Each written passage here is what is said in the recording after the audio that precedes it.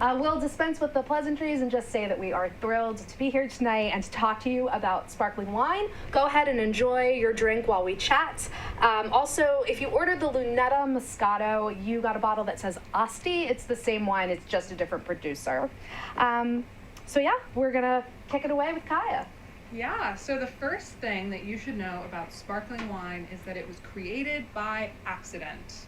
In 1531, the monks of the St. Hilaire Abbey in Limoux kept having this weird problem with their winemaking, which is that their bottles were exploding. Now, it just so happened that their good friend Dom Perignon was passing through town, and they said, come here, help us. We can't figure out why our bottles are exploding. So he opened one, he poured a glass, he took a sip, and he said, come quickly, I am tasting the stars. And then he made them tell him everything they did to make the bottles explode, and he took that with him to Champagne. Now, upon some further research, it turns out that Dom Perignon wasn't born until about 100 years after that. So all the credit is due to the monks of St. Hilaire, but we love the story. Absolutely. So the second thing you should know about sparkling wine is how to open it. And you'll notice you should keep it in a bucket, not just with ice, but also with equal parts water. And that way the surface tension will increase and it is going to keep the bottle nice and cold. The top will have what's called a muselet, or a cage. You twist that 6.5 times until it goes straight. You're going to remove that. You always want to keep your hand on top of the cork. This bottle is under 70 to 90 pounds of pressure per square inch. Your car is about 30, so that should give you a sense. So you're going to hold the cork with one hand and the bottom of the bottle with the other. And the way you're supposed to do this is to twist the bottle. I find, having small hands, that every time I do that, it falls off. So instead, I twist the cork against myself. You want to do this lightly. You just want to let out the air with a little I would have failed, but that's okay. And then you should put the cork down. Now, the reason we say to do it that way and leave the fancy stuff to the professionals is because this cork will reach a speed of 50 miles an hour, resulting in 12,000 trips to the emergency room every year and 24 cork-related deaths. We want to thank our friend Millennial Sam for doing that research for us. Or you could open it like me. Nicely done. Thank you. Oh God, I was so nervous about that. Okay. You should also know how to serve your sparkling wine. First things first, get rid of your flutes. Flutes are for parties and pictures. They are beautiful because they show off the bubbles in the long stem. But if you want a better tasting experience, use a standard wine glass, stemless or stemmed, and serve it super, super cold. That's where your bucket of ice is gonna come in. All right, is that it? Yeah. Great, so if you haven't opened your potato chips and your chocolates, you can open them now.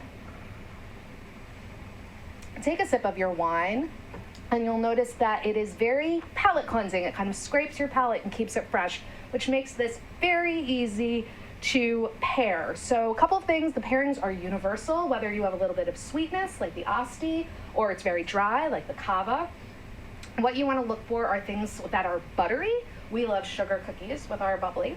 You can also do things that are like salty, fried, yummy goodness. So movie theater popcorn, potato chips, fried chicken is a life-changing pairing. So those are really great. However, the best pairing there is good friends. Cheers. Okay, you know its origin, you know how to open the bottle and get the champagne out. But what about those bubbles? How'd they get there? There are 4 main ways to make sparkling wine. The first is known as the champagne method because it originated in Champagne. The juice is fully fermented and then added to bottles with a little bit of extra sugar to kickstart a second fermentation in the bottle. Now that is really reliable, but expensive. So you'll see the Champagne method in Champagne. If you're drinking Cava tonight, that's also Champagne method. But another way is the ancestral method, which is the oldest method and what they were doing in Limoux when the bottles were exploding. What happens here is that all the fermentation happens in the bottle, and that makes it extremely risky because you don't know what's going to go on in there. So if you have a bottle of ancestral method sparkling wine, it's really popular with natural wine producers.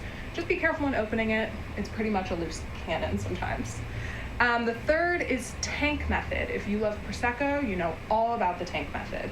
This is where the wine is fully fermented and then added to a big pressurized tank with extra sugar and yeast. Once there are bubbles, the temperatures drop to stop the fermentation and leave just a touch of sweetness. So if you're drinking the Prosecco tonight, you might notice it's just got a little hint of sweetness, not sweet at all, but so that's tank method. And the fourth is not common, but it's forced carbonation. Like literally think of a soda stream. If you want to experience a style made in that method, a very popular one is Vinho Verde, which comes from the northwest of Portugal. Thanks. So you can tell that we are big fans of sparkling wine. We know a lot about it, and we hope that our little chat tonight kind of sparked something in you to go out and explore more sparkling wines. You can skip the champagne. We love champagne, but it is not budget friendly. And so we are big fans of exploring all of the many styles of sparkling wine around the world. Tonight you tried Prosecco, which comes from Italy, also Cava from Spain. We're enjoying Crémant, which is any sparkling wine made in France, not in Champagne.